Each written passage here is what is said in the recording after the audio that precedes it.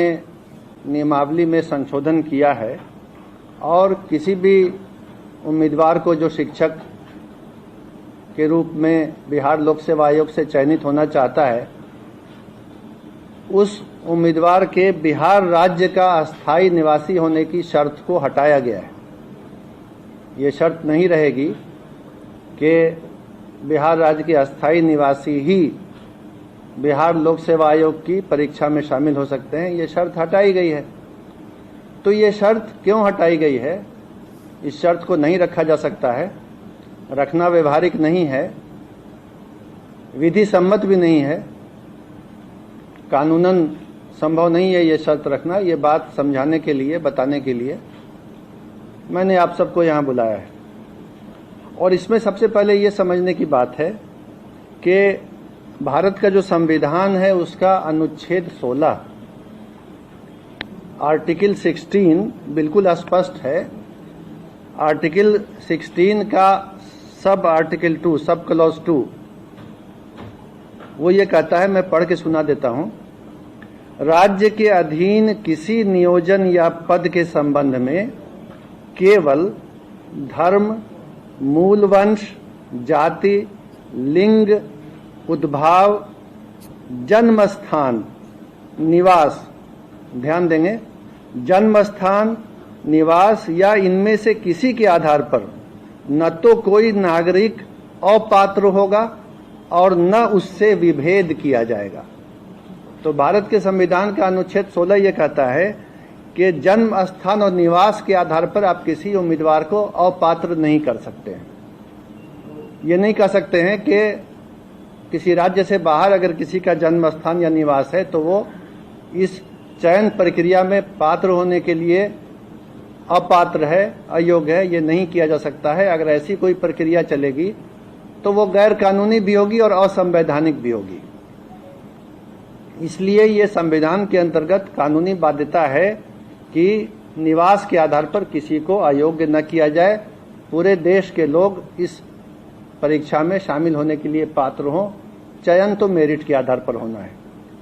अब ये हम देखेंगे कि इसके पहले क्या होता रहा है।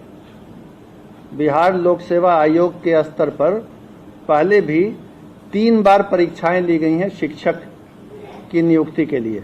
वर्ष 1994 में, फिर वर्ष 1999 में और वर्ष 2000 में बिहार लोक सेवा आयोग ने इसी पद के लिए, शिक्षक के लिए परीक्षा ली थी।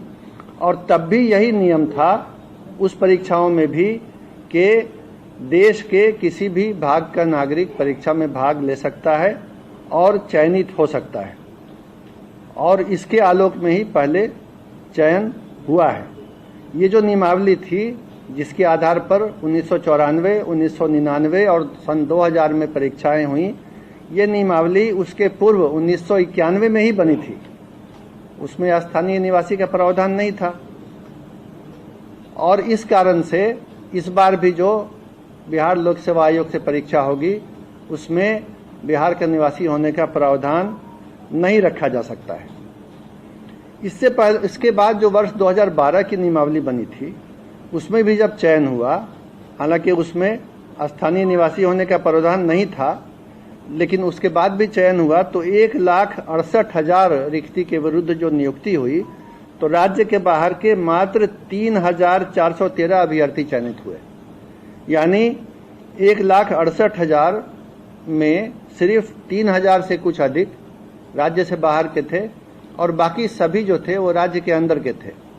तो इससे ये पता चला कि अगर ये नियम रखा भी जाता है कि राज्य से बाहर के अभ्यर्थी पात्र होंगे तो उनकी किसी भी संख्या में, अधिक संख्या में, या जिसको अंग्रेजी में सिग्निफिकेंट नंबर कहते हैं, किसी विशेष संख्या में चयनित होने की संभावना बहुत कम है। कर ली है। अन्य राज्यों में, पड़ोसी राज्य सहित, उत्तर प्रदेश सहित किसी भी राज्य में अभी तक ऐसे किसी नियम की जानकारी नहीं मिली है जिसमें उसी राज्य के व्यक्ति पात्र हों, दूसरे राज्य के पात्र नहीं हों। ऐसी बात नहीं है। इस नियम के अंतर्गत बिहार के भी जो निवासी हैं वो उन राज्यों में पात्र हैं, अन्य राज्यों के निवासी भी उन राज्यों में पात्र हैं। अन्य राज्यों में भी यही स्थिति है कि स्थानीय राज्य का निवासी होने की शर्त नहीं है। इसके अलावा ये बात भी विचारणीय है कि 50% रिक्तियां आरक्षित रहती हैं। आरक्षण का नियम स्पष्ट है, जो आरक्षण का अधिनियम बिहार में है, सभी सेवाओं में लागू है कि आरक्षण का लाभ, आरक्षण के आधार पर चयनित होने का लाभ केवल और केवल राज्य के अंदर के निवासी को ही मिलता है। ये आरक्षण का नियम है, ये शिक्षक नियमावली में नहीं है, ध्यान देंगे। तो ऐसे भी चूंकि आरक्षण में ये नियम है और इस बार भी लागू होगा कि बिहार राज्य के अंदर के जो लोग हैं उन्हीं को आरक्षण का लाभ मिलेगा, तो 50% रिक्तियों पर तो आरक्षण के कारण बिहार के ही लोग चयनित होंगे। और बाकी पर जैसा मैंने बताया, पिछली बार का भी अनुभव है कि बहुत ही नाम मात्र को ही बाहर के लोग चयनित होते हैं। स्थानीय निवासियों को कोई उससे विशेष घाटा या नुकसान नहीं होता है। और अंत में ये बात समझने की है कि जिस तरह हम लोगों ने ओपन किया है कि देश का कोई भी नागरिक यहाँ अप्लाई कर सकता है, यही दूसरे राज्यों में भी है।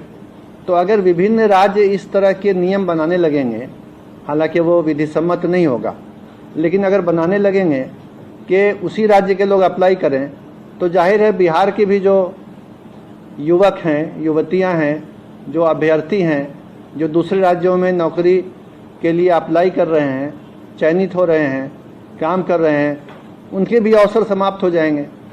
तो इसमें तो बिहार का भी घाटा है। अगर देखा देखी सभी राज्यों ने ये करना शुरू किया तो अवसर कम हो जाएंगे बिहार के अभ्यर्थियों के लिए भी। तो कुल मिला के ये किसी के हित में भी नहीं होगा। और ये सरकार ने सभी विधिक पहलुओं की जांच करके, कानूनी पहलू को समझ के, बहुत सोच विचार करके ये नियम बनाया है कि बिहार राज्य सहित पूरे देश के लोग अप्लाई कर सकते हैं। हालांकि संभावना यही है कि अधिकांश या लगभग सभी बिहार राज्य के ही अभ्यर्थी होंगे और चयनित भी वही होंगे। अगर बाहर के होते हैं तो संभावना है कि बहुत कम संख्या में नाम मात्र को ही चयनित होंगे और उससे बिहार के वासियों के हित पर कोई भी कमी नहीं आएगी, कोई क्षति नहीं होगी। और ऐसे तो आप समझ ही सकते हैं कि बिहार लोक सेवा आयोग के माध्यम से मेरिट के आधार पर अच्छे शिक्षकों का चयन होगा, जिससे राज्य की शिक्षा व्यवस्था पहले से भी और बेहतर हो जाएगी।